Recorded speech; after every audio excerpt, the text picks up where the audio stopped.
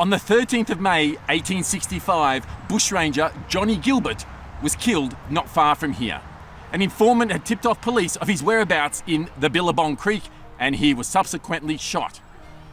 3 days later, he was buried here in the police paddock just on the outskirts of Binalong.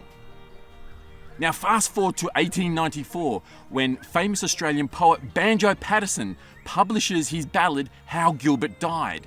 Now in this poem, Banjo talks about the fact that there's no fence and there's no headstone at the grave of Johnny Gilbert.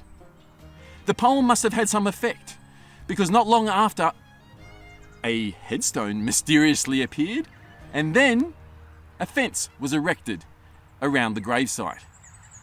In the last 100 years or so, it's become a bit of a tourist attraction to come here to John Gilbert's grave, which I find a bit of a conundrum because, of course, John Gilbert was a criminal. He was a bushranger, responsible for some dastardly deeds, including killing Sergeant Parry near Jugiong, and also over 600 crimes in his short life. Yet no one, or hardly anyone, goes to visit Sergeant Parry's grave in Gundagai. But still, the crowds flock to this grave here of Johnny Gilbert in a paddock on the outskirts of Binalong.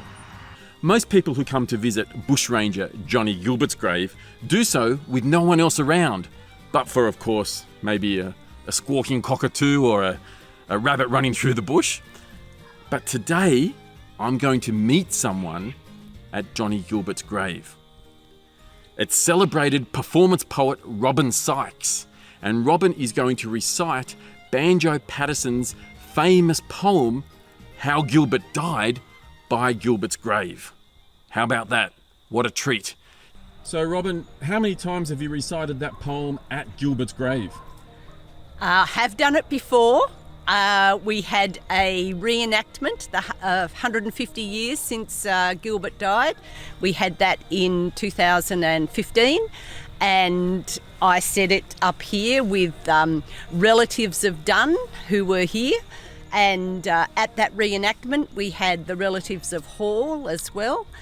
So we had both sides. It was, of course, Hall who shot Gilbert. So I probably haven't said it more than a couple of times. Now there's speculation that Gilbert isn't actually buried here. You've got your own thoughts on that?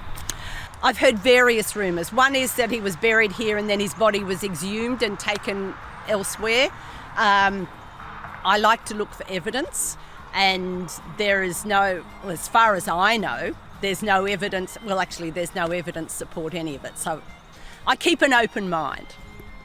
There's never a stone at the sleeper's head. There's never a fence beside. And the wandering stock on the grave may tread, unnoticed and undenied. But the smallest child on the watershed can tell you how Gilbert died. For he rode at dusk with his comrade Dunn to the hut at the Stockman's Ford. In the waning light of the sinking sun, they peered with a fierce accord.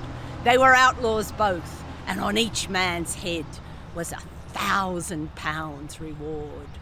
Then away to the hut where their grandsire dwelt, they rode with a loosened rein, and their grandsire gave them a greeting bold. Come in and rest in peace. No safer place does this country hold. With the night, pursuit must cease. But they went to their deaths when they entered there, at the hut by the Stockman's Ford. For their grandsire's words were as false as fair. They were doomed to the hangman's cord.